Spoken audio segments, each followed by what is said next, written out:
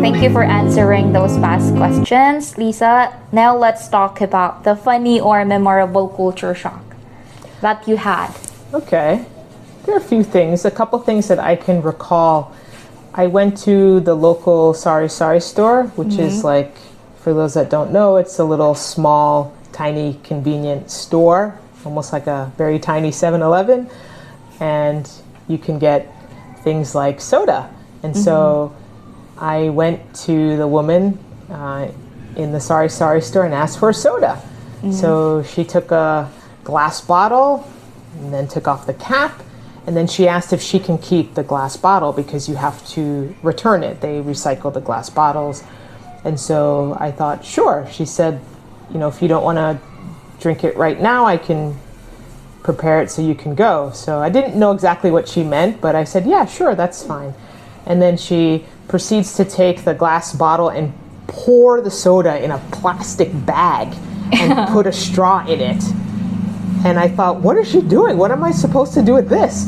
And so that was kind of shocking that people will drink soda out of a little plastic bag and walk down the street like that. You just never see that in the US. Nobody drinks liquids out of a bag.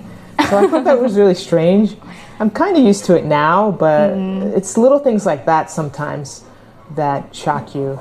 And probably the other thing, I was riding a Jeepney for the first time, and I learned to make the Jeepney stop. You have to yell out in Tagalog, para, and then the bus driver will stop the Jeep. But you really have to hang on because inside it's almost like a school bus. There's the long benches. And so one day I didn't realize that my stop was coming up quickly. So I yelled out, para, but I didn't hold on. And I went tumbling and my friend went tumbling on me. And so when I got myself arranged, put my glasses back on because my glasses fell off, everyone in the Jeepney was just looking at us like we were crazy. They just had this face like, so that was shocking. Knowing how to communicate to get off at your stop, that you just yell it out, or even paying on the Jeepney, you pass down your payment. You give your coin to the person next to you and they give it to the person next to them until it gets to the driver. So learning little things like that sometimes was kind of shocking, but I'm getting used to it. Okay, yeah, that's pretty funny, but pretty sure it's kind of memorable for you. It is. I still remember both of those, and it didn't happen recently, so I still remember it. Okay, so now let's talk about this one. How about the aspect of Filipino culture do you find most interesting or different compared to your home country? I think what's most interesting and also what's very different is the respect for seniors here in the Philippines. You know, there's a national ID senior card that you get when you're 60 years old. You don't have that in the United States. I love how they have a specific designated senior line. Like if you're at a pharmacy and if you're 60 and above, you can line up and get served faster. Even on the bus, if I'm traveling with a senior, they'll let us get on the bus first, you know, because there's a senior. So you get priority seating in jeepneys, in buses. I love that. And you get discounts if you're a senior here as a Filipino. You can get discounts. So the respect that they show to seniors and even the special titles that they give them, like manang, when they say like older sister, or when they say, you know, ate. So to give respect to someone older than you, I think that's really interesting. And I think it's a nice part of the Filipino culture. You just don't see that same measure of respect in the United States in general. I think as a foreigner, I'm not expecting it. So it's actually okay. So because I didn't grow up being called, you know, Ate Lisa. So it's fine. So if somebody wants to call me just Lisa, I have no problem. I don't see it as a sign of disrespect. But if they want to address me as such too, that's fine too. But it isn't something that foreigners would be offended or even expect. When we first met, I was like, how can I call her Ate? Ate, should I call her Ate Lisa? With how did you adjust to living in the Philippines? I think overall I adjusted very well. And as I mentioned previously, it's because I did a lot of research before I came. I watched videos, I talked to my friend who is a Filipina. I even worked with Filipinos in the past. So I had some idea, a pretty good idea actually, about the culture. But I think what made the difference for me was the attitude that I had before I came here. And that was, I'm going to come here and I'm going to make it work no matter what. I knew there were going to be challenges, of course. When you move to another country, there are challenges. I knew there were going to be problems. There'd be things that I love, and there'll be things that I hate, things that I like, and things that I dislike. So I understood that there'll be different levels of challenges and problems. But I said that I am going to keep going and just try to overcome each problem and work through each issue. So I wasn't going to give up, after being here a month, I'm going home. No, I didn't come with that attitude. And I think that helped me adjust. And I think I've adjusted relatively well overall. Were there any challenges and how did you overcome them? We love to know that.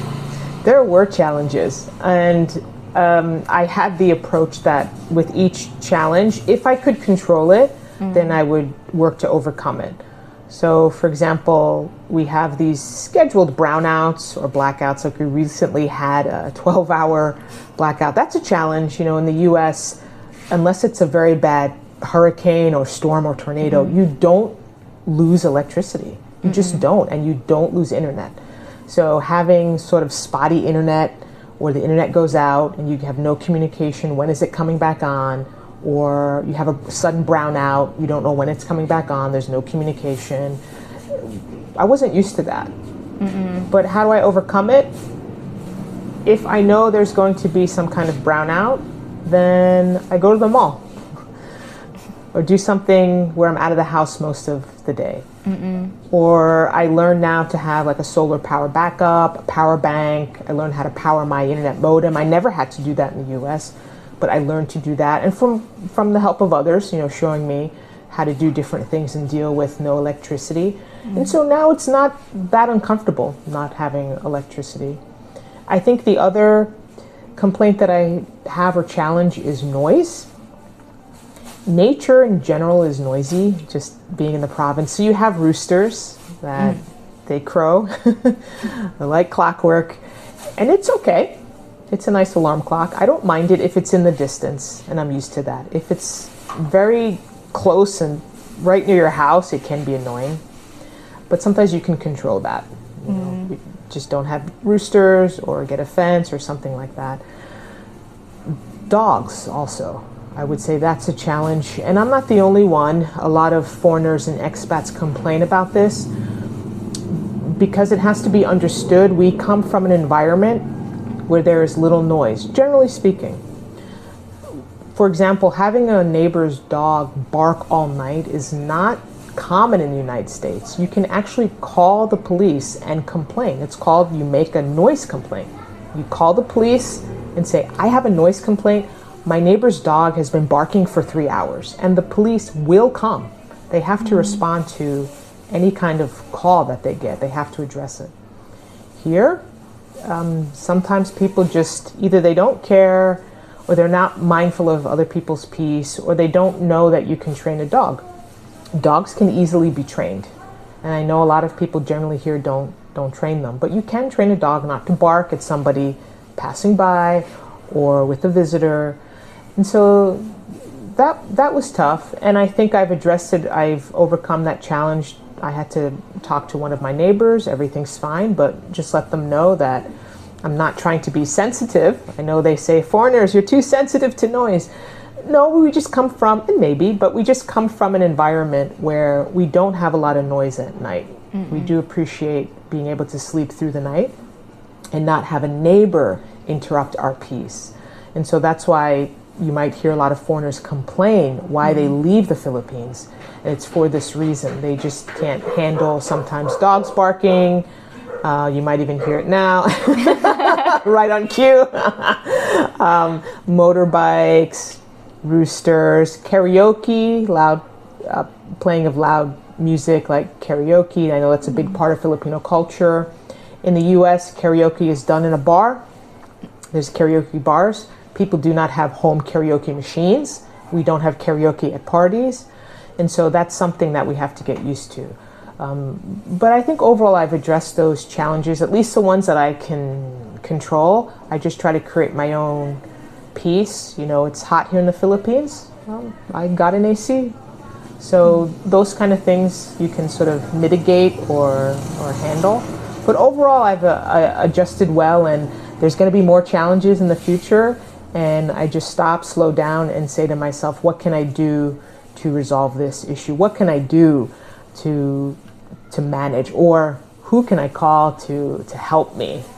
And that's helped me to be here in the Philippines and live a simple life. The hardest thing to get used to? There are a few things. I wrote down 3 main things. I think number 1 is communication, because I'm in a country where English is not everyone's first language, and that's fine. I recognize that, and I have to adjust. But the style of communication is different. In the US and American style English, we are very direct, even at work, even in everyday conversations. If I ask a question, I expect an answer. Very direct. We're not worried about saving face or embarrassing the person necessarily. Even for minor things, we just want an answer to a question that's asked. So sometimes I'll ask a question and I'll get an answer, and I'm thinking about it and I didn't hear the answer to my question. I got a lot of surrounding information, and I understand sometimes that is to save face, or it might embarrass me or hurt me, or the person's embarrassed because they can't help me, and so I have to ask a follow-up question. So I had to do that a lot, just ask more follow-up questions. So I would say communication, and then finding places is challenging. In the US, we have streets, street names, and every building and house has a number. So it's easy to use GPS. Here it's more challenging. You have to rely on landmarks. Houses don't have numbers. There's no clear street. There's no clear street sign. And I'm talking more in the province, but even I know in the big cities like Manila, it's been talked about that you have a house, and then behind that's another house, and you go there, and then there's 5 more houses. And so it's really hard sometimes to know where to go and who lives where. That's challenging. And then also with businesses, contacting businesses. Again, in the US, you call a business, there's a phone number, there's a website, there's an email. Here you have to use Facebook. Sometimes there's no company email or web address or even phone number, or the phone number just rings and rings. So I had to get very good at using Facebook, whether I liked it or not. It is the number 1 platform here in the Philippines. You use Facebook Messenger to contact people, use Facebook Messenger to contact businesses. So that was challenging. I've gotten the hang of it now. And so even though there are these differences, I don't want to come across as complaining. It's just that it's different and it's a challenge. It's not what I'm used to, but I kept going with it. And I really, even now, I try not to compare. Of course, I'm comparing for the sake of this interview, but I really don't go around saying, well, in the US, I don't do that, because I understand that I'm not there.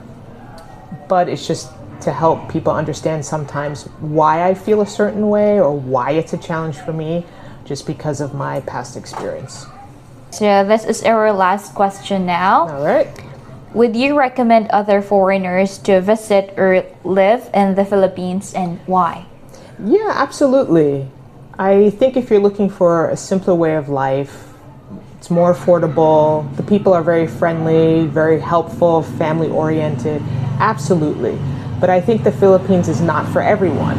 And I think it's because we all have different needs, different expectations, and different things that make us happy.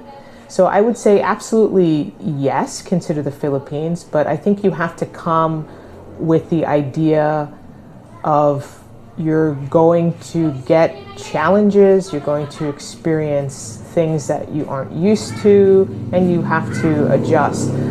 I would say do as much research as you can.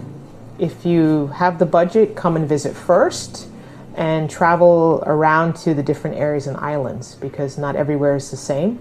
So you might be happier in one island or one province or one city compared to another. But I definitely would recommend it. You just have to come with, I think, the right attitude and doing the right research. And then I think after doing all of that, research, experience, test it out, and then you could decide if it's a place you want to stay long term or a place you want to visit frequently. Okay, thank you. We're done there. It's nice to have you here. It's a pleasure to have you here. Thank you so much. You're welcome. Thank you for staying until the end of this video. Please understand that this interview was based on Lisa's own perspective and actual experiences during her stay here. Just to share with you that Lisa is also on YouTube. You can check her YouTube account for more details. Especially if you want to improve your English just like me, Lisa's channel would be a great help. She also offers ESL worksheets and some free ESL file. So yeah, for more information about that, make sure to follow her channel to stay updated. So that's it. Thank you, and we'll see you again on our next video.